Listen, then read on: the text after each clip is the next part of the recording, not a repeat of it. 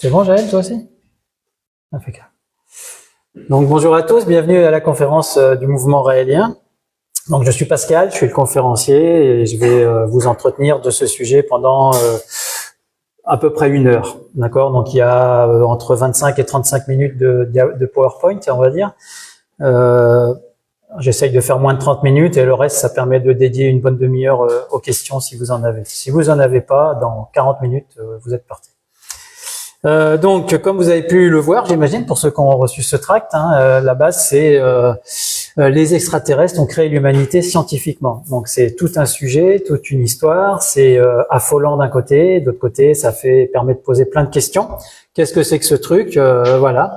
Donc, pas de surprise pour ceux qui nous connaissent, Raël.org. Donc, ce sont les Raéliens, vous le savez. Mais ceux qui savent pas, je vous l'apprends. Donc, bienvenue à une conférence du mouvement raélien. Vous ne risquez rien, la porte est grande ouverte, il n'y a pas de souci. Donc nous allons parler principalement des thèmes comme c'est écrit ici, la vérité sur nos origines. Ils sont à l'origine de toutes les religions et bien sûr ça pose beaucoup de questions derrière. Est-ce que nous sommes prêts à les accueillir? Sommes-nous prêts à recevoir leur héritage philosophique, scientifique? Là ça va un cran beaucoup plus loin. Donc la conférence va partir sur 4 grands thèmes, les ovnis dans l'histoire, mais on va passer très très vite ce sujet parce que le but n'est pas de parler des ovnis. En général, quand les gens viennent à une conférence sur les extraterrestres, c'est qu'ils sont déjà convaincus des ovnis ou ils savent, ils ont déjà vu ça. Puis aujourd'hui avec Internet, c'est hyper facile. On va parler principalement des 3 thèmes qui suivent, qui sont le message, quel est ce message qui a été donné par ces extraterrestres. Quelles sont les conséquences sociétales de ce message? Puisque bien sûr, ça pose beaucoup de questions et ça amène beaucoup de réponses pour ceux qui estiment que ce sont des réponses, ou ça amène beaucoup d'informations en tout cas. Et puis derrière, on fera une petite conclusion sur le sujet et on vous laissera la parole pour tout ce qui est questions-réponses. Donc les ovnis dans l'histoire, c'est très rapide. Je vous ai mis quelques diapositives ici sur des ovnis. Bon, un qui est intéressant ici, c'est le premier en haut à gauche. Ça, c'est une maquette qui date de 200 ans avant Jésus-Christ. Alors, vous allez me dire, oui, c'est un oiseau, peut-être, mais la question qu'on peut se poser, c'est qu'il n'y a aucun oiseau qui existe avec la queue verticale. Tous les oiseaux ont la queue horizontale. Ça permet de poser des questions. D'où vient cette image? Voilà. En dehors de ça, le reste, ce sont des peintures, des graphiques, des choses représentées par des gens, allez, à une époque donnée, je sais pas trop ce que c'était, les lignes de Nazca, etc. Donc, comme je vous l'ai dit, je vais passer très vite. Faut que plus tard, la prochaine fois, je réarrangerai le diaporama. Je pense même que je vais supprimer tout ça. Ce qui va un peu plus nous intéresser, c'est plutôt cette partie-là. Donc, les crop circles, c'est un phénomène beaucoup plus récent.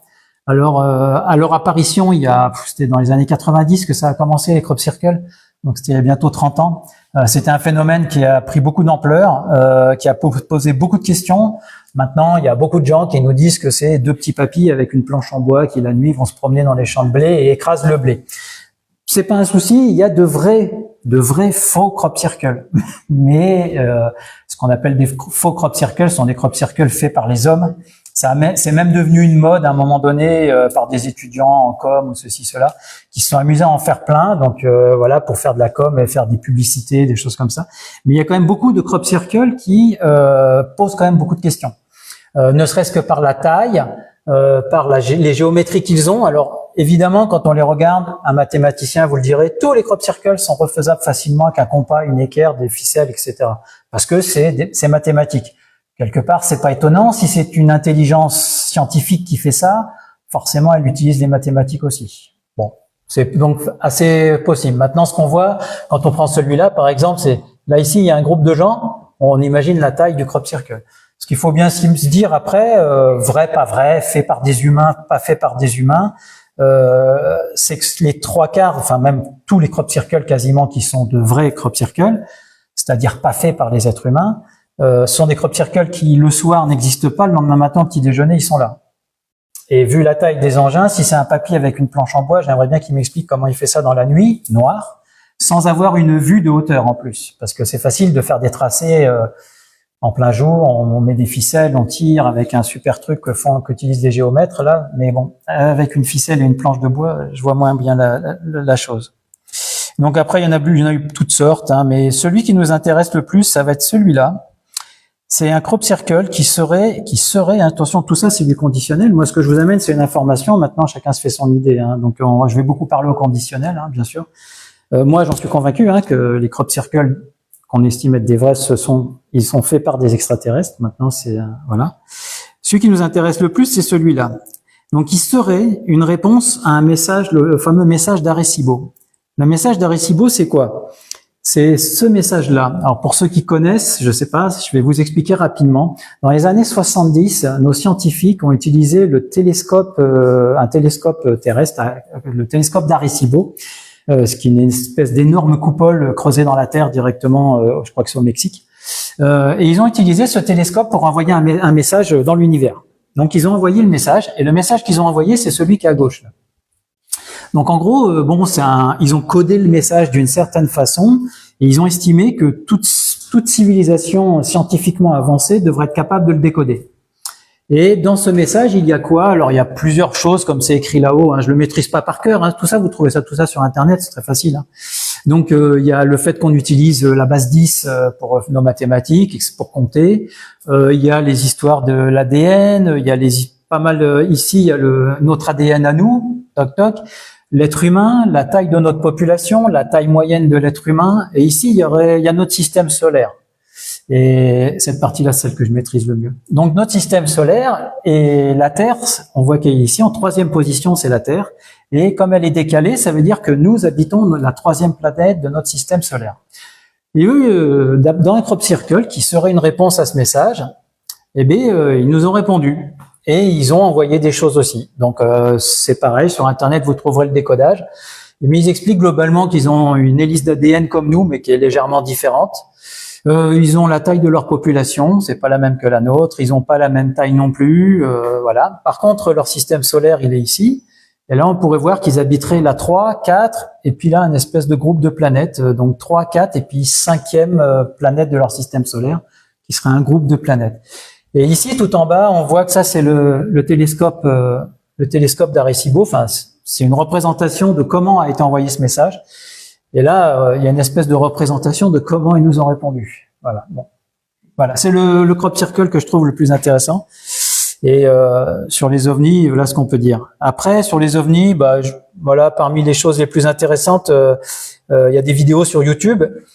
J'ai gardé celle-là parce que le monsieur qui est en haut à gauche, vous le connaissez peut-être pas, mais il s'appelle Jacques Crine. C'est l'ancien patron de la patrouille de France. Donc c'est pas un petit paysan du Vercors moyen qui picole le soir. C'est quand même l'ancien patron de la patrouille de France qui, dans cette vidéo, l'image que vous voyez là, c'est extrait de la vidéo où c'est une émission sur les ovnis justement, où il explique son témoignage, une nombre de fois et tout ce qu'ils ont pu rencontrer en tant que pilote de chasse. Sur les ovnis, donc c'est quelqu'un qui a une certaine éthique, un certain standing, on va dire. Et puis en dessous, la fameuse vidéo de 1945 à nos jours, tout ce que nous savons sur les ovnis. Bon, c'est des vidéos qui sont assez anciennes, hein, maintenant elles ont quelques années. Il y a peut-être des choses plus récentes, mais voilà. Et comme je vous le disais, il y a pléthore d'ouvrages sur le sujet, donc on va pas s'étendre là-dessus. On va dire que ok, les ovnis. Est-ce que c'est vrai? Est-ce que c'est pas vrai? Bon, je pense que si vous êtes là, et puis on peut imaginer que c'est vrai. Mais c'est quand même malgré tout la question qu'on peut se poser. La question, elle est là, c'est et si c'était vrai? Ok, les ovnis peut-être, mais et si c'était vrai? Qu'est-ce que ça amène? Qu'est-ce que ça change? Et si c'était vrai?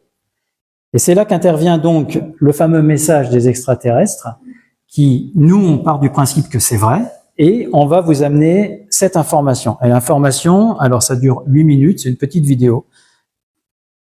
Ça doit démarrer, pas tout seul, je crois. Ça ne veut pas démarrer tout seul? Bon, pourquoi ça démarre pas? Oh putain, tout ça est éteint. Désolé, petit problème technique. Enfin, technique. Ça marchait tout à l'heure. Le 13 décembre 1973, le journaliste français Claude Bourillon roulait dans... Calme-toi. Ok. Hop. Ah, pardon.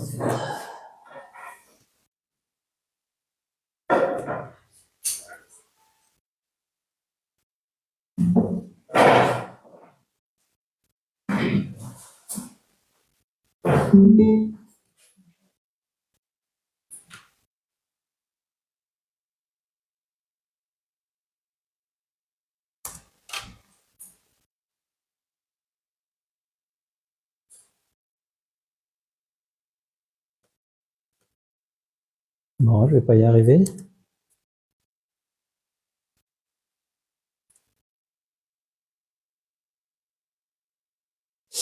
Ah, merde.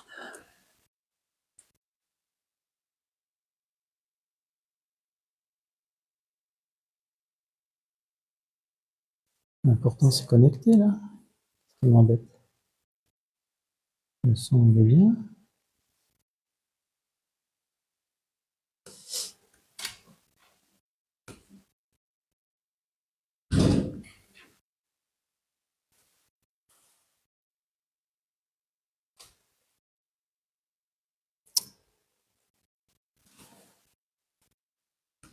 Alors, j'ai même le PC qui bloque. Qu'est-ce qui se passe?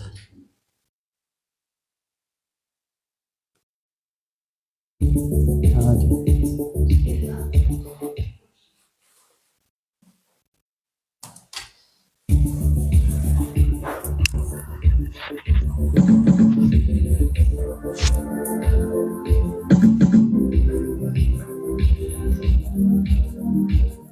Le 13 décembre 1973, le journaliste français Claude Morillon roulait dans la région des volcans d'Auvergne, près de Clermont-Ferrand, lorsqu'il eut l'envie de se promener au puits de la Soie.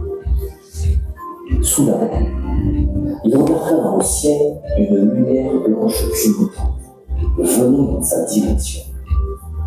Comme elle se rapprochait, il s'aperçut qu'elle était faite d'une substance métallique grise, ayant la forme d'une cloche aplatie. Sa curiosité augmenta lorsque l'engin s'approcha de lui, à environ 30 mètres. L'engin s'arrêta et resta suspendu en l'air, juste au-dessus du sol. Une trappe s'ouvrit au-dessous, et un escalier se déplia. Ce que Claude prit d'abord pour un enfant descendit et marcha droit vers lui. Ne sachant que faire, Claude réagit en journaliste et demanda « D'où venez-vous » De très loin, lui répondit l'extraterrestre. « Et je suis venu vous parler à vous, Claude Morillon. » Ils parlèrent. Claude fut invité à monter dans l'engin et chaque jour, pendant 6 jours, l'extraterrestre lui parla et lui dicta une série de messages clairs et révolutionnaires. Voici ce que dit l'extraterrestre. Nous avons créé l'humanité. Vous nous avez porté Dieu. Nous sommes à l'origine de toutes les religions sur Terre. Et maintenant que l'humanité est capable de comprendre, nous aimerions que vous construisiez une ambassade où nous pourrons venir officiellement. Il y a très longtemps, sur notre planète, nous avions atteint le même niveau scientifique que le vôtre actuellement. Nos savants avaient commencé à créer la vie grâce à la synthèse de l'ADN. L'ensemble de notre société observait cela avec fascination, car ils créaient des organismes de plus en plus sophistiqués, jusqu'au jour où ils ont commis une erreur. À ce moment, notre opinion s'est retournée contre ces savants et ils ont été obligés de poursuivre leurs expériences ailleurs. Ils ont alors trouvé une planète adaptée à la création de la vie. C'était la Terre. À cette époque, il n'y avait aucune vie sur Terre. Elle était complètement recouverte d'eau et de nuages.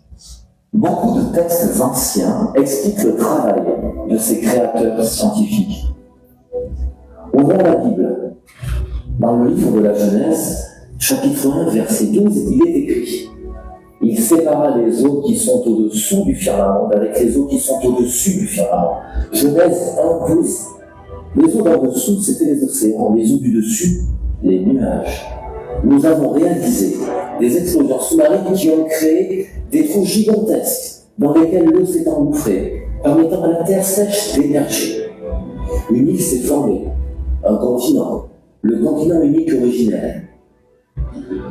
que les eaux de dessous les cieux s'amassent en un seul lieu et qu'apparaisse la sèche Genèse 1:9. Sur ce continent unique, nous avons implanté 7 laboratoires et nous avons recommencé nos expériences de synthétisation de la vie. Nous avons commencé par les formes de vie simples, telles que les virus et les bactéries. Et en progressant dans notre recherche, nous avons créé des organismes plus complexes.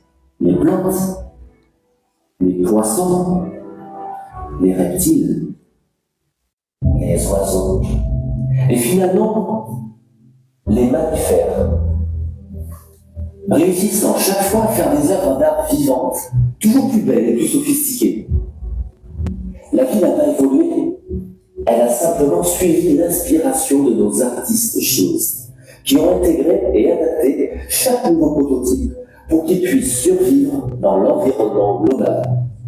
Les parfums, les formes, les couleurs, les styles, les textures, les mouvements et même les rites amoureux ont tous été conçus pour être beaux, harmonieux et équilibrés.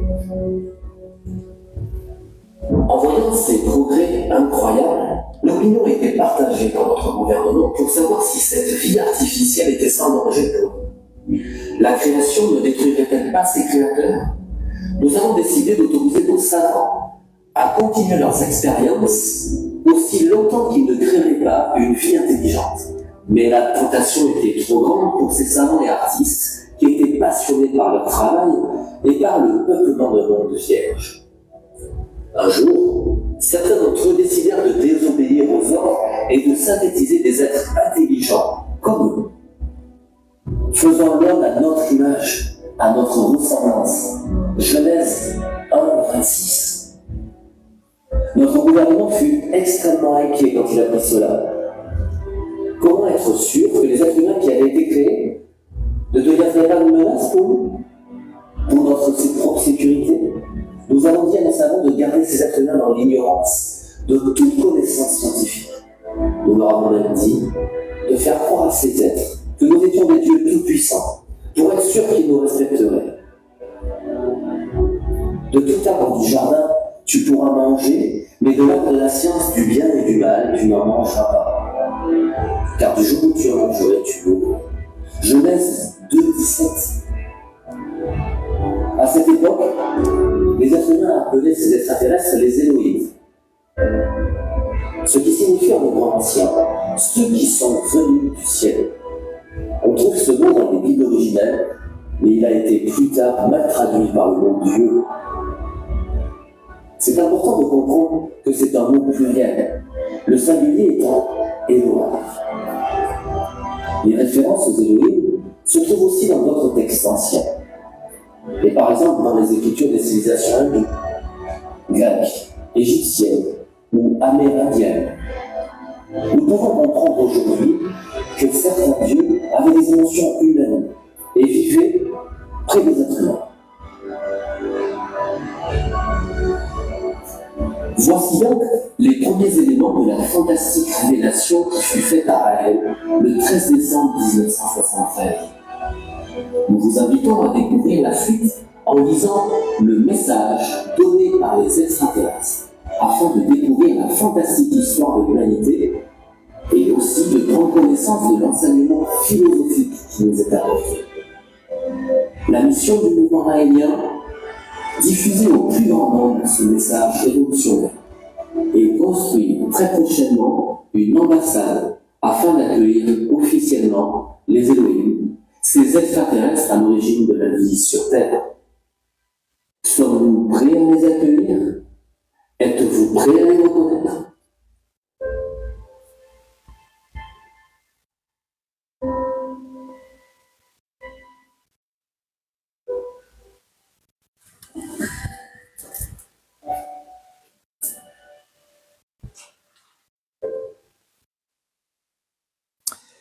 Et si c'était vrai? Donc voilà, vous avez eu l'essentiel. Vous pouvez partir maintenant. Non, je déconne. Mais vous avez eu l'essentiel, c'est-à-dire c'est ça, le message en gros il est là. Et ce qu'on a à vous présenter, c'est que ce que vous venez de voir là. C'est-à-dire qu'en gros, l'humanité a été créée scientifiquement par une civilisation extraterrestre qui est là, scientifiquement avancée sur nous, d'accord, mais qui globalement ont fait la même chose que nous il y a très longtemps. C'est-à-dire que nous aujourd'hui, dans nos laboratoires, scientifiquement, on fait des choses et on s'aperçoit que ce qui est dit là, ça paraît pas complètement fou, quoi. Ça paraît juste possible. Et donc, d'où la question, et si c'était vrai? Et si c'était vrai, qu'est-ce que ça change pour nous? D'un point de vue religieux, d'un point de vue philosophique ou d'un point de vue scientifique. On peut en amener d'autres thèmes aussi, hein, mais c'est les 3 thèmes que j'ai choisis pour vous présenter ce sujet.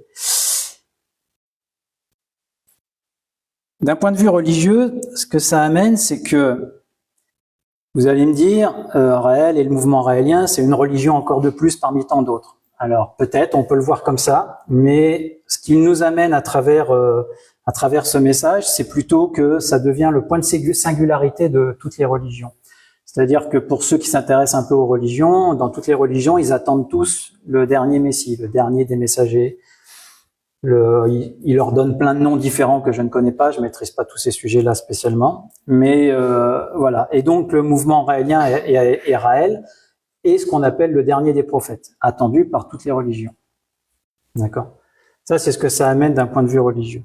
Ensuite, une chose énorme qui est amenée d'un point de vue religieux, contrairement à ce que beaucoup de religions peuvent dire, c'est que Dieu n'existe pas. Oui, en fait, si ce sont des êtres humains ou une civilisation extraterrestre qui crée la vie, il n'y a pas de Dieu. Ce sont juste des scientifiques qui ont créé la vie. Donc, ou alors les dieux, comme on dit, comme c'est expliqué, Elohim, un pluriel, ceux qui sont venus du ciel, ce sont ni plus ni moins que des êtres humains ou très proches des êtres humains qui sont juste avancés scientifiquement. Et ça, c'est vraiment puissant parce que le concept de Dieu est partout sur la Terre, et en fait, nous, on amène ce concept en disant Dieu n'existe pas. Il n'y a pas de Dieu. Il n'y a que des décalages de civilisation. Qu'est-ce que ça amène d'un point de vue philosophique? Alors, d'un point de vue philosophique, à travers le message qui est amené, et puis les écrits qu'on retrouve dans le livre, c'est ça le fameux livre, je vous le présenterai après. Il y a ce qu'on appelle des valeurs pour nous aider à vivre, mais ce sont des valeurs qu'on connaît puisqu'elles sont déjà communes, on va dire, à une humanité ou une civilisation dite pacifique, un peu avancée et assez intelligente. Donc la responsabilisation, le respect absolu de la vie, l'amour de soi, le partage, la démocratie, bon, des valeurs assez classiques, hein. Mais il y a quand même l'amour des différences. Il y a des choses qui sont un peu poussées, qu'on retrouve en lisant les valeurs, on peut retrouver des choses un peu plus poussées, mais ce sont des valeurs qui sont assez connues et assez classiques. C'est aime ton prochain comme toi-même, etc. Enfin, c'est connu depuis plus de 2000 ans, tout ça, hein. C'est toujours les mêmes choses. Ce qui est intéressant d'ailleurs, c'est que le message n'a pas changé depuis plus de 2000 ans, mais les gens se tapent toujours dessus, hein. Mais bon, c'est un autre sujet, ça. D'un point de vue philosophique, ce que ça nous amène aussi, c'est qu'on fait tous les ans, les Raéliens organisent des séminaires, on appelle ça des universités du bonheur, où on apprend à se découvrir, on apprend à faire ce qu'on appelle du développement personnel, afin de mieux appréhender sa vie, ce qu'on vit, qui on est, d'où on vient, où on va, et comment on se sent dans la vie, et comment mieux se sentir dans la vie. C'est du développement personnel. Qu'est-ce que ça amène d'un point de vue scientifique? Alors, d'un point de vue scientifique, là, je vais vous parler d'apocalypse, parce qu'on entend ce mot à toutes les sauces. Et l'apocalypse qui est attendu aussi dans certaines religions, notamment principalement dans la Bible, il parle d'apocalypse. Mais apocalypse, ça veut dire quoi réellement ce mot? Aujourd'hui, dès qu'il pleut un peu, ça y est, c'est apocalyptique. En fait, l'apocalypse, ça veut dire révélation. C'est pas moi qui l'invente, hein. Ce que je vous ai mis là, c'est vous allez sur Internet, vous tapez apocalypse définition, vous avez ça. D'accord? Donc apocalypse, ça veut dire révéler. Donc quand dans la Bible on parle d'apocalypse, en fait, on parle des temps de l'apocalypse, en fait, on parle des temps de la révélation.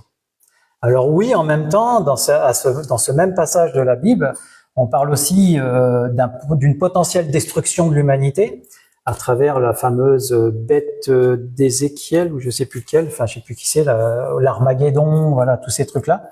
Donc oui, effectivement, dans les temps de la révélation dans lesquels nous sommes actuellement, il est possible qu'on s'autodétruise. Et on le sait, puisque avec l'arme nucléaire, on est capable de s'autodétruire. En plus, avec ce que vient de nous sortir Poutine, son fameux Oreshnik, je sais pas pour ceux que ça intéresse ou qui sont intéressés au sujet, les missiles hypersoniques, ça prendrait pas très longtemps. Donc, on n'en est pas loin. D'un, de la révélation, on est en plein dedans. Deux, de l'autodestruction, c'est aussi possible. Mais en fait, apocalypse, voilà, faut un petit peu démystifier ce mot et arrêter de l'utiliser à toutes les sauces, surtout dans le sens négatif et destructeur. Toujours d'un point de vue scientifique, qu'est-ce que ça nous amène? Donc, je suis raélien depuis les années 90, 80, 90. Et quand j'ai commencé à faire des conférences, faire des conférences, en tout cas, à diffuser ce message aux gens, on se moquait beaucoup de moi à l'époque. Et on s'est moqué de moi pendant très longtemps. Ne serait-ce que simplement parce qu'on dit il y a de la vie sur d'autres planètes ailleurs, dans d'autres systèmes solaires.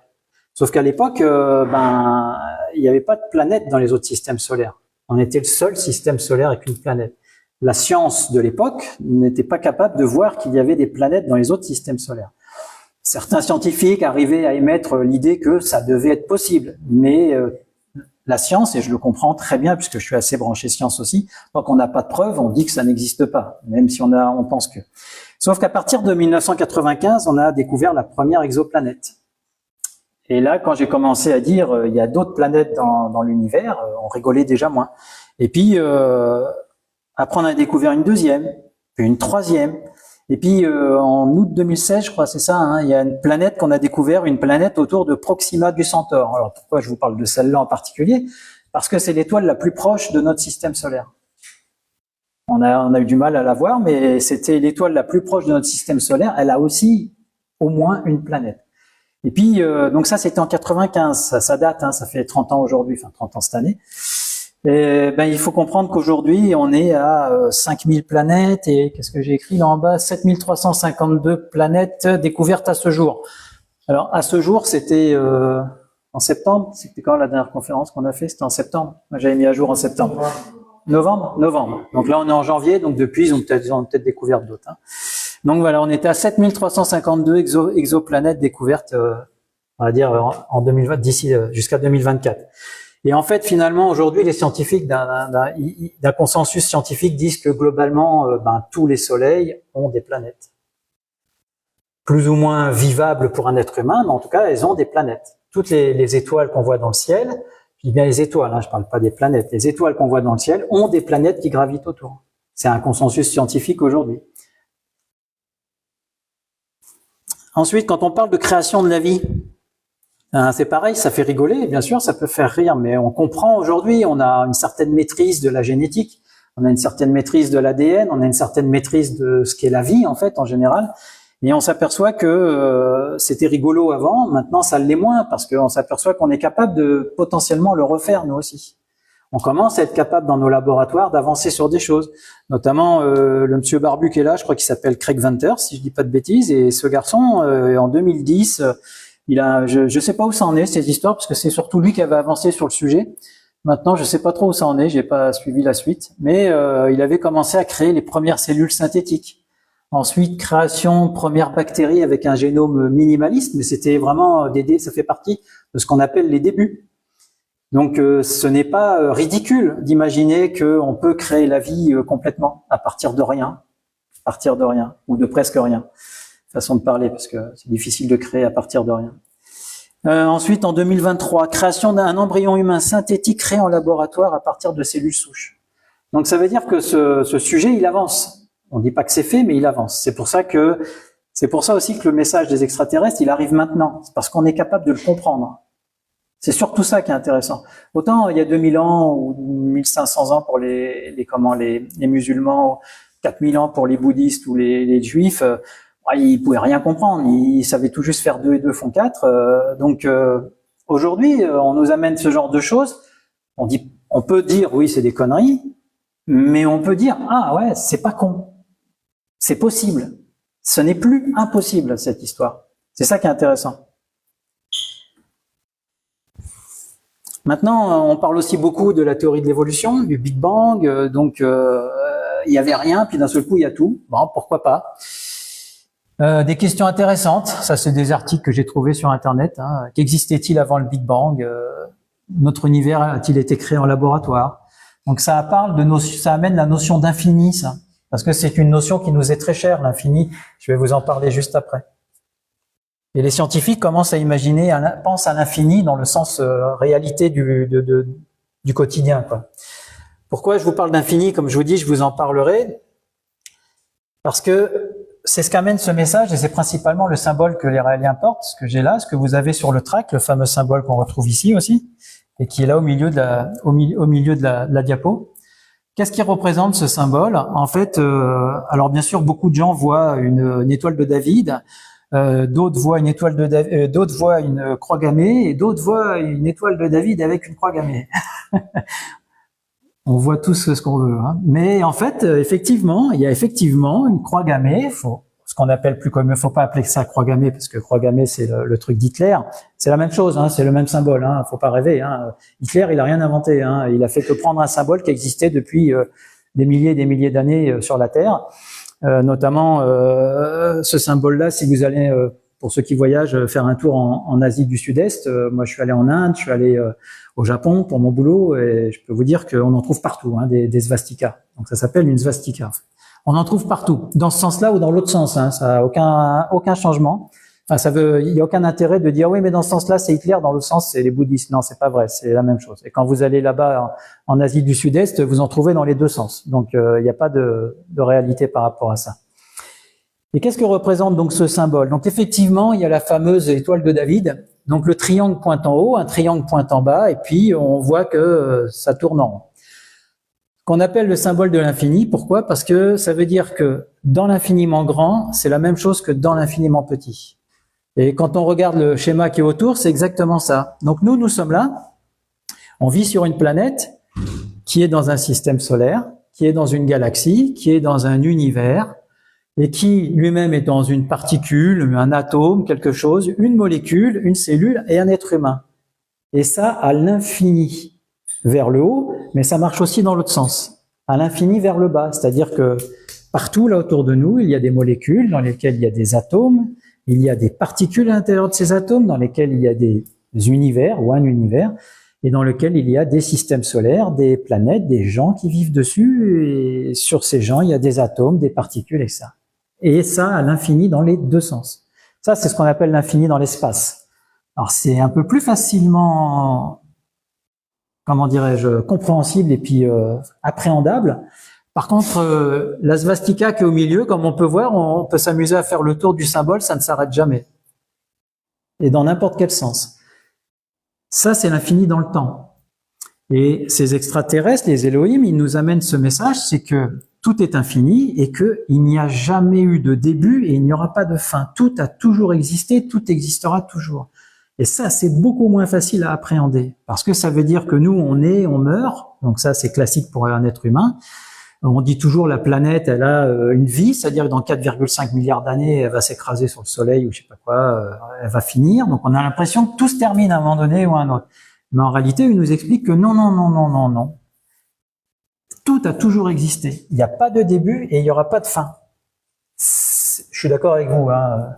Ça fait 30 ans que je suis raélien, c'est toujours pas aussi facile pour moi non plus, hein, je vous l'accorde. Mais c'est comme ça que ça fonctionne. C'est ce qui nous amène. Voilà, c'est le message qui nous amène. Et donc, derrière ça, les Elohim nous ont donné, comme c'est expliqué dans la vidéo, une mission. Ils ont donné une mission à Raël, qui nous l'a transmise. Enfin, quand on est raélien, on accepte cette mission, qui est principalement de faire connaître ce message. Donc, en ce qui me concerne, c'est fait pour moi aujourd'hui, puisque je vous l'ai transmis. C'est entre vos mains. Donc, ce message, c'est quoi? C'est simplement un livre. Donc, il y a un livre principal et il y en a deux autres derrière, téléchargeables gratuitement sur Internet. D'accord. Si vous le préférez en format papier, il faut qu'on les fasse fabriquer. Donc, je sais pas, c'est combien? 5 euros? 10 euros? 10 euros. 10 euros, voilà. C'est 10 euros là-bas à la sortie de la salle, mais c'est le bouquin. Si vous voulez, vous allez sur rael.org. On vous demande pas votre email, on vous demande rien. Vous cliquez, vous téléchargez le livre, vous pouvez le lire en format PDF. D'accord. Donc, il n'y a pas de chercher à récupérer votre email ou quoi que ce soit. Donc, un bouquin dans lequel il y a tout qui est expliqué. On appelle le livre qui dit la vérité, ou tout à l'heure, on l'a vu avec une autre couverture, le message donné par les extraterrestres. Les couvertures ont changé au fil du temps. Donc, notre première partie de mission, c'est d'abord de faire connaître ce message à un maximum de gens. Voilà, c'est une mission. Et la deuxième mission, c'est de construire une ambassade.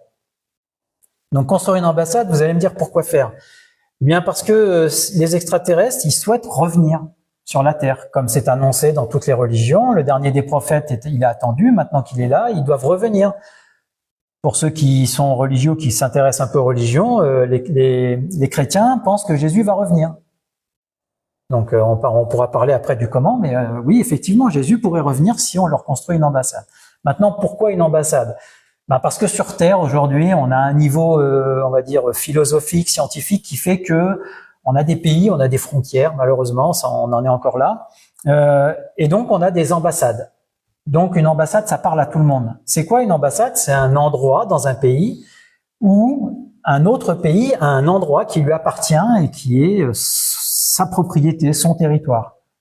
D'accord? Et il y a des règles, il y a plein de règles à ce sujet-là, c'est-à-dire ce qu'on appelle l'extraterritorialité, c'est-à-dire que l'ambassade des États-Unis en France, c'est l'Amérique qui est là. D'accord?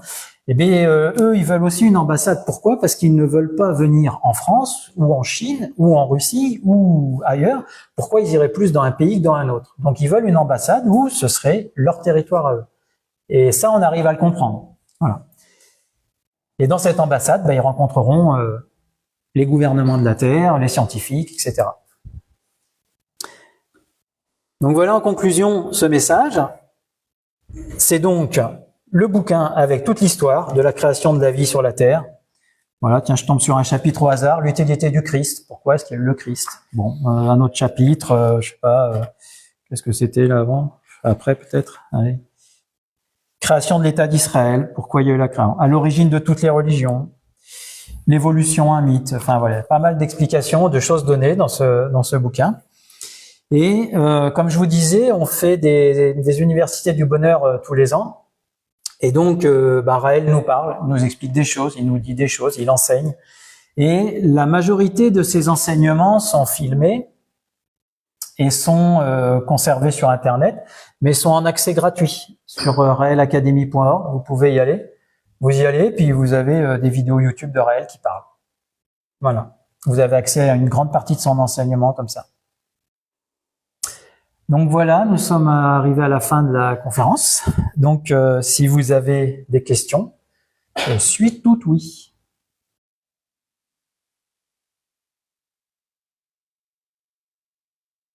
Merveilleux, j'ai été si clair que ça? Fantastique. Fantastique. Ah, voilà. On parlait de la construction d'une ambassade. Et donc, ça fait longtemps que c'est une mission qui a été donnée aux Raéliens. Et c'est décidé où ça sera. C'est en cours de construction ou c'est en... Alors, non. La construction de l'ambassade, c'est effectivement la deuxième mission, la deuxième mission de Raël. On n'a toujours pas le lieu aujourd'hui.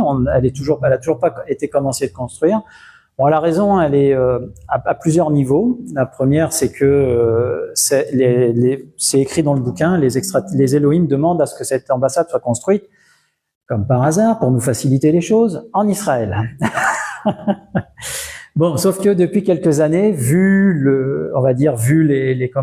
la conjoncture politique et ce qui se passe là-bas, ils ont autorisé Raël à la construire n'importe où ailleurs. D'accord. Maintenant, on a ce qu'on appelle une deadline, une date limite pour c'est pas vraiment une date limite. Normalement cette ambassade devait être construite pour 2035. Donc on a encore un peu de temps devant nous, mais c'est vrai que le temps se raccourcit très sérieusement. 10 ans pour construire une ambassade, ça va être juste. Mais voilà, les choses sont en route actuellement. Il y a des négociations, des pourparlers avec des pays, parce que, comme je vous l'ai expliqué, il nous faut l'extraterritorialité. Qu'est-ce que ça veut dire avoir une ambassade dans un pays avec l'extraterritorialité aujourd'hui? Bon, imaginez-vous, demain, je m'amène devant Macron et je lui dis tu me files un petit terrain de 10 km², là, j'ai une ambassade à construire pour les extraterrestres. Ça implique quoi derrière? Bon, il peut très bien dire, ouais, vas-y, tiens, tu prends ça, là, et puis vas-y, construis. Mais c'est pas si simple, il faut que ce soit officiel. Donc, ça veut dire qu'il y a une reconnaissance. Ça veut dire que quelque part, il faut que Raël soit reconnu comme étant le représentant de cette civilisation extraterrestre sur la Terre. Et même si Raël demain meurt, parce qu'il n'est pas tout jeune non plus, hein, il peut mourir trop dans les années qui viennent. En tout cas, pour construire cette ambassade, il faudra que les Raéliens soient reconnus en tant que représentants de cette civilisation extraterrestre sur la Terre. Ça veut dire que le pays qui va accepter ça, potentiellement, il va passer pour un farfelu aux yeux des autres. D'accord? Donc ça a une implication assez forte. Donc c'est pour ça que c'est pas facile. Sinon, on aurait pu aussi acheter un terrain, mais c'est pas le but. Le but c'est pas d'acheter un terrain parce qu'on a les moyens d'acheter un terrain, mais l'idée c'est vraiment qu'il y ait une reconnaissance derrière. Voilà. D'autres questions? Combien de personnes le mouvement raélien? Les Raéliens, on est environ 100 000 personnes dans le monde, à peu près. Et c'est parti du coup d'un Français. Oui, Raël, il est français. Ouais. Il était sur Clermont-Ferrand quand c'est arrivé. Alors pourquoi ils ont choisi un Français? Il y a des explications dans le bouquin, mais voilà, c'est parce que bon, on est un pays des droits de l'homme officiellement. Enfin, dans les années 70, c'était comme ça. On était vraiment le pays des droits de l'homme. Aujourd'hui, bon, on peut discuter du sujet, mais voilà. Oui. Ils ont choisi une personne en particulier. C'est une bonne question. Je suis incapable de répondre. Alors franchement, je sais pas. Mais en fait, je saurais pas vraiment répondre à cette question. La seule chose que je peux dire, c'est faire un parallèle, c'est-à-dire que quelles que soient les religions, il y a toujours eu une personne. C'est pour ça d'ailleurs que certains y croient, certains n'y croient pas, parce qu'il y a une personne qui reçoit la vérité et qui doit la transmettre, et les autres ils disent OK, je te crois ou je te crois pas. Mais parce que ça a toujours été comme ça. Pourquoi ils font ça, je ne sais pas, mais voilà, ça ne fait que suivre la même règle que pour Jésus, pour Mohamed. Mohamed à l'époque c'est pareil, il était tout seul, enfin il a commencé tout seul, etc. Voilà. Je n'ai pas vraiment d'autres réponses que ça. Oui. Ça veut dire que votre manière de penser est plus louable qu'une certaine autre ou... Non, enfin je comprends pas la question, mais j'ai pas cette prétention. Okay. Vous avez plus croyance à celle-là plutôt qu'une autre. Croyance en quoi? En cette Raël, ce que dit Raël? Oui, bien sûr, oui. Bah oui, sinon je serais pas raélien, je serais catholique ou protestant ou témoin de Jéhovah ou je sais pas quoi. Pas du tout. Non, pas du tout. Je suis pas fermé aux autres. Moi, j'ai même été baptisé quand j'étais gosse. J'ai fait mon catéchisme. Enfin, je suis un vieux, j'ai 60 balais, donc à l'époque, tous les gosses étaient baptisés, tous allaient au catéchisme. Voilà. Maintenant, ça se fait beaucoup moins. Mais oui, j'ai été jusqu'à la communion, donc. Ouais. Non, après, comme on disait tout à l'heure, bon, vous étiez pas là, vous venez d'arriver, mais en fait, le mouvement raélien, c'est vraiment la finalité des religions, c'est-à-dire que soit elles se suivent les unes après les autres, soit on peut dire qu'elles ont eu plein de prophètes, et Raël, c'est le dernier des prophètes que toutes les religions attendent. C'est vraiment la fin, quoi. Donc nous, on n'a rien contre les juifs, on n'a rien contre les cathos, les chrétiens, les protestants, ou qui que ce soit. Au contraire, je dirais même que leurs croyances, elles sont louables, elles sont justes, c'est juste qu'elles ont 2000 ans de retard. Et elles sont avec une philosophie de l'époque. Maintenant, d'ailleurs, on le voit, je veux dire, quand on prend par exemple, alors bon, ne prenez pas ça pour une critique et vous sentez pas offensé dans ce que je vais dire, si je dis une bêtise, excusez-moi, mais par exemple, quand je vois que le pape tient une certaine philosophie de vie pendant un certain temps, puis finalement il craque, bon d'accord, on accepte les mariages homosexuels, bon d'accord, on accepte des homosexuels dans le truc, j'ai rien contre les homosexuels, c'est qu'on s'entende bien. Ce que je veux dire par là, c'est que le pape et les catholiques en général, ou les chrétiens, on va dire, ils ont une philosophie qui date de très très longtemps et ils ont du mal à la mettre à jour, quoi. Voire, ils restent pas carrément sur leur vieille philosophie, et s'ils y restaient, ils auraient plus personne dans leur rang, parce que faut dire ce qui est. Soit ils sont obligés de la mettre à jour, mais ça prend du temps, mais régulièrement ils la mettent à jour. Donc nous, on n'a rien contre ces gens-là, parce que au contraire, ils ont amené des choses, ils ont amené l'idée que effectivement il y a quelque chose qui vient du ciel. C'est déjà intéressant ce qu'ils amenaient comme idée. Et les gens qui croient en ça, qui croient en ça, c'est toujours entre guillemets des gens qui sont préparés. Parce que ce qui est important dans le fait de transmettre ce message, c'est pas de donner le message et allez-y, devenez raélien, venez avec nous, on va se marrer. Non, ça n'a aucun intérêt. C'est pas ça le but. Le but, c'est vraiment de préparer l'humanité à leur retour. Parce qu'ils vont revenir un jour ou l'autre. Si on s'autodétruit pas, ils vont revenir. Que ça vous plaise ou non. D'accord, bon, je rigole, mais c'est un peu ça, c'est que ça nous plaise ou non, ils vont revenir. Voilà. Maintenant, c'est vrai que si la terre, c'est que la guerre tout le temps, c'est que je me massacre par-ci, je te trucide par-là, c'est pas sûr qu'ils reviennent de cette façon-là. Ils reviendront pas pour faire la paix. Ils reviendront peut-être même pas. C'est-à-dire parce que si on en arrive là, on s'autodétruira. D'accord. La seule chose qui fait qu'ils ne reviendront pas, c'est si on s'autodétruit. C'est-à-dire que si ça va de pire en pire, on les verra pas. On va s'autodétruire et terminer. Alors oui et non, non, mais ce que je parlais, bon, vous étiez pas là, mais tout à l'heure je parlais du fameux missile Oreschnik. Alors on va peut-être pas rentrer dans les détails, hein, mais c'est hyper intéressant ce genre d'informations. Alors bien sûr, vous allez me dire, mais attendez, c'est la guerre et tout, de quoi vous me parlez?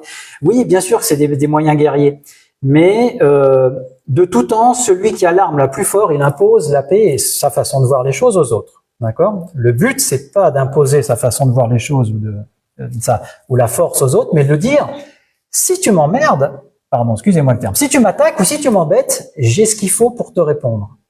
Donc, qu'est-ce que font les gens? Ah, ben, ils embêtent pas, hein. Je veux dire, c'est simple, quand il y a un frelon asiatique qui se pose là, on va pas s'amuser à le chatouiller, hein. On est d'accord? Pourtant, lui, il cherche pas à nous imposer quoi que ce soit. Mais on va pas aller le chatouiller. Eh bien, c'est la même chose. Depuis une cinquantaine d'années, enfin, même temps plus, hein, 80 ans, l'arme nucléaire existe. C'est une menace permanente pour l'autodestruction de l'humanité, mais c'est en même temps une menace, un formidable moyen de maintenir la paix. Parce que si tous les pays du monde avaient l'arme nucléaire, il n'y aurait plus du tout de guerre. Par exemple, je prends au hasard, hein, prenons Kadhafi, prenons la Syrie, prenons l'Irak, ils auraient jamais été attaqués par les Occidentaux s'ils avaient eu l'arme nucléaire. Parce qu'ils auraient dit, attends, mais tu m'attaques, je te bombarde. Donc on n'attaque pas. La Russie, les Américains, ils se sont jamais tapés dessus. Pourquoi? Parce que même si des fois ça a été hyper limite, hein, mais malgré tout, ils ne sont jamais passés à l'acte grâce à ça. Donc avec cette histoire de missile Oreschnik, l'avantage c'est quoi? Enfin, missile Oreschnik, pour ceux qui connaissent pas, excusez-moi, c'est des missiles hypersoniques, donc ils vont très vite. C'est-à-dire que aujourd'hui, on le sait, s'il y en a un qui appuie sur le bouton, ils ont des radars qui disent oh attention, ils nous envoient des missiles sur la tête, on répond. Bon bah là c'est fini, tout le monde est mort, hein. C'est la fin de l'humanité globalement. Le problème c'est qu'avec des missiles hypersoniques comme ça, c'est quand l'autre il appuie sur le bouton, l'autre il a pas le temps de décrocher le téléphone pour dire il faut envoyer quelque chose, ils sont déjà morts à la vitesse à laquelle ça va. Et donc avec ce genre d'armes, alors c'est très dommage quelque part de dire ça, mais avec ce genre d'armes, ça permet d'amener la paix quelque part. Et peut-être que une fois que, à la limite, ce que je souhaite, c'est que les Américains ou les Européens ou je sais rien qui, j'ai rien contre Poutine, hein, et même bien au contraire, je suis plutôt dans son camp qu'autre chose. On se battra là-dessus après. Mais je veux dire, si demain, ok, Poutine, les Chinois, ils ont les missiles hypersoniques. Si demain les Occidentaux ont aussi les missiles hypersoniques, c'est sûr que c'est la paix assurée. C'est la paix assurée. Et ceux qui n'ont pas les moyens de se défendre, ah bah pour eux, c'est compliqué. Ils ont intérêt d'avoir des bons amis.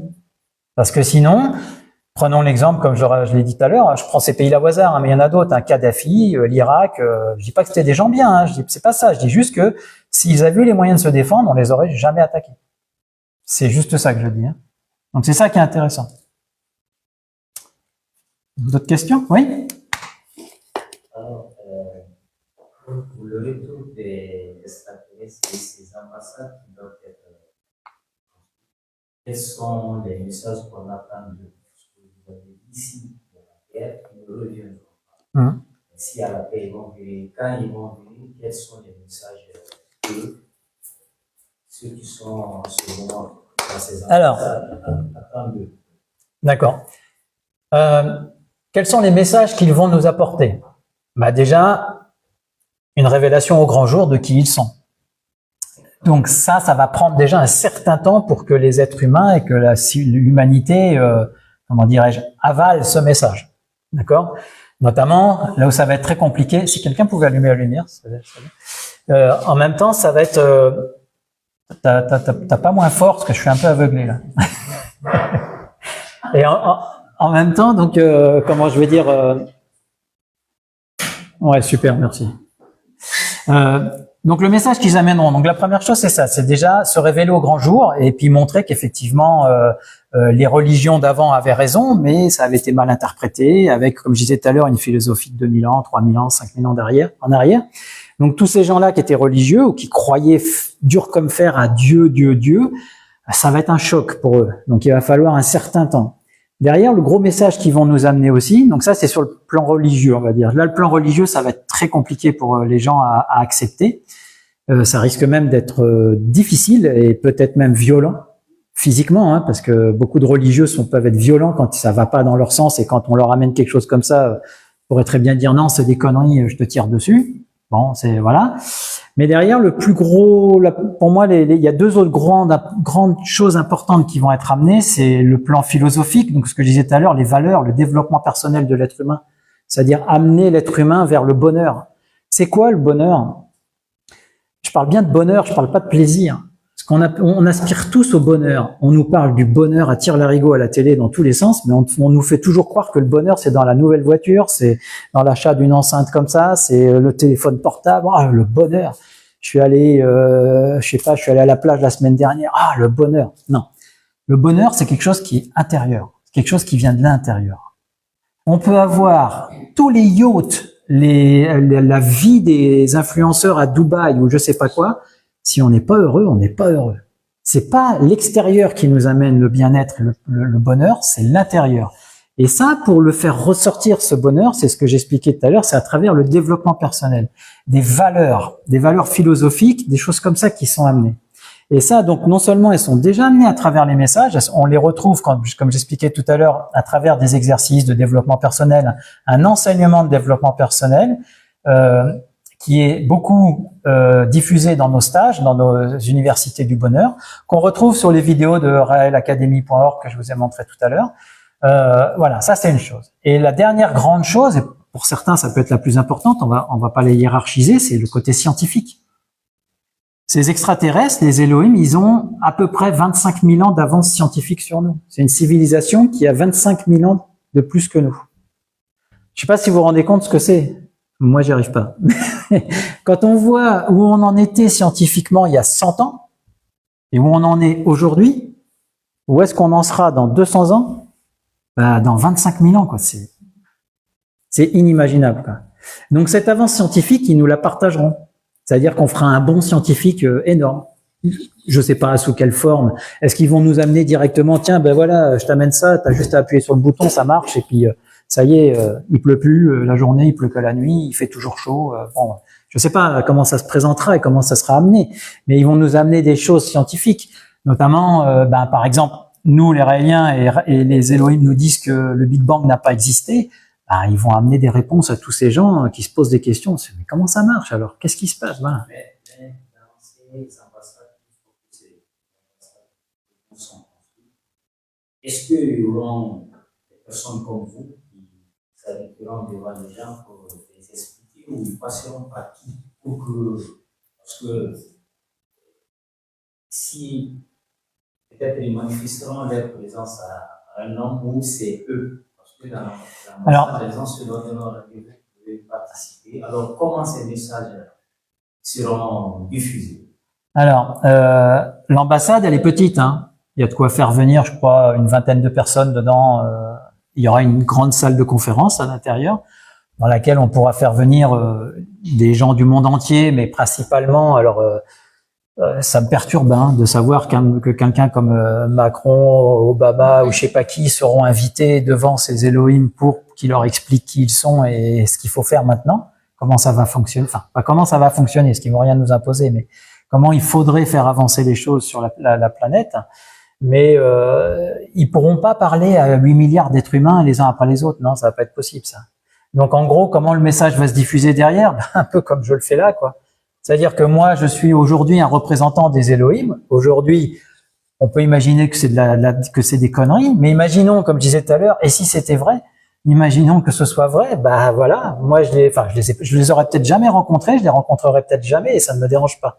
Mais par contre, je pourrais très bien être missionné pour continuer à faire des conférences comme ça, parce que, comme je disais tout à l'heure, quand ils vont se révéler au grand jour, mais ça va être de la folie, quoi. Ça va être hyper enthousiasmant d'un côté, mais hyper effrayant pour certaines personnes.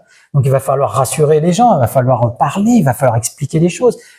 Calme-toi, tout va bien se passer, quoi. C'est rien, c'est juste, faut réapprendre à vivre avec cette information, qui est pas juste une info, hein, c'est quelque chose de capital, quoi.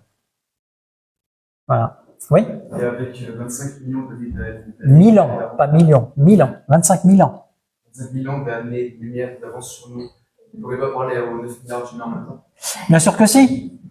En fait, leur technologie est tellement puissante que parmi les exemples que j'ai, ils en donnent un, ils sont capables de déplacer des systèmes solaires.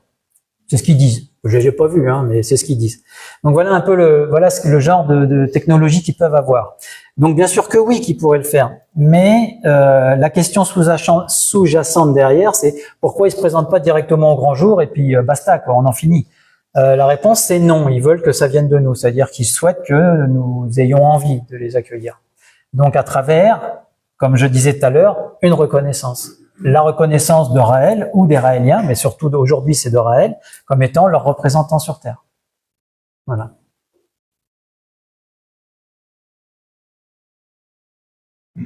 D'autres questions?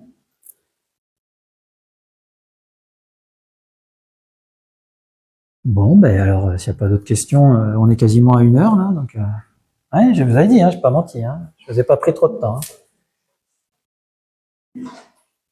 Le Craig, il est juste, il est arrivé, il est monté dans le vaisseau, il a eu ça, après il a fait quoi, Exactement, oui, pour résumer, c'est un peu ça, ouais. Oui, bah, c'est ce qui est expliqué dans la vidéo, hein, bon, c'est aussi ce qui est expliqué dans le livre, hein, c'est qu'un jour, il était chez lui, puis un matin, il a eu envie d'aller se promener, il est parti dans le volcan du Puy de la Sola, et là, le vaisseau est apparu, il est monté dedans, ils ont parlé. Ça a duré 1 semaine, tous les jours, il y est allé pendant 1 semaine, il a pris des notes, et après, il a écrit un bouquin. Voilà. Oui. Pour résumer et faire simple, c'est ça. Il n'y a pas beaucoup de preuves. Non, non, aucune preuve, rien, vous avez intérêt de me croire. Ça marche comme ça. Mais en fait, c'est ce que j'expliquais tout à l'heure, c'est que c'est quelque chose qui est difficilement compréhensible. C'est pas que ce soit difficilement compréhensible, c'est que moi, ça me perturbe aussi des fois, c'est que pourquoi est-ce qu'à chaque fois qu'il y a un contact, parce que ce qui est bien expliqué là, je sais pas si vous l'avez bien compris, mais c'est que tous les autres prophètes, Jésus, Mohamed, tout ça, c'est la même chose que Raël, ils ont été contactés par des extraterrestres, etc. C'est-à-dire que les miracles que faisait Jésus, c'est pas lui qui les faisait, c'est à distance qu'il faisait des choses qui, voilà, ça marche comme ça. Donc c'est une personne qui était contactée et bah derrière il faut croire, sans preuve. C'est Moïse qui partait dans la montagne et qui revient avec l'étape de la loi. Ok, d'où tu sors ça? Tu l'as gravé toi-même avec. Bon, peut-être, on n'a pas de preuve, mais à chaque fois c'est comme ça. Je sais pas pourquoi ils ont fait ça et pourquoi ils fonctionnent de cette manière-là. Après, il y a peut-être aussi, on peut imaginer quelque chose, un truc relativement simple. Là, je vous donne une information, vous êtes une dizaine, une quinzaine, vous allez repartir, et après, vous allez raconter cette histoire à d'autres gens, puis vous allez la raconter à d'autres gens. Puis à la fin, l'histoire, elle est complètement déformée. On le connaît, ce qu'on appelle, j'espère que c'est pas péjoratif, mais ce qu'on appelle le téléphone arabe. C'est connu, en communication, on utilise ça beaucoup. Enfin, je sais pas si vous avez déjà fait cet exercice. On se met une dizaine autour d'une table, on se chuchote dans l'oreille un truc, puis on se le répète. Et quand ça revient au bout, ça n'a plus rien à voir. C'est vachement marrant comme exercice à faire. C'est-à-dire que quand on transmet quelque chose, on le déforme forcément par rapport à ce qu'on a reçu. Et donc, si en plus il y avait, en imaginant quelque chose de simple, simplement deux personnes qui recevaient exactement le même message et qui vont diffuser, à un moment donné ou à un autre, c'est plus du tout la même chose. Est-ce que c'est pour la raison pour laquelle ils ne veulent qu'une seule personne, comme ça cette personne, même si elle le déforme par rapport à ce qu'elle a entendu, ça reste malgré tout son truc à lui et que son truc à lui qui est donné. Je ne sais pas. Je ne sais pas. C'est peut-être une solution. Je ne sais pas.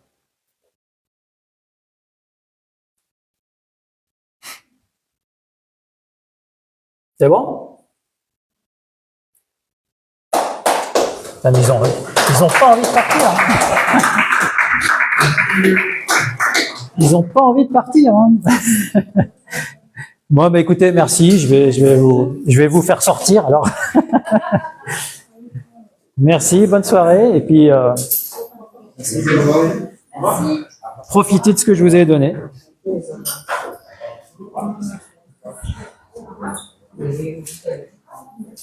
T'as coupé?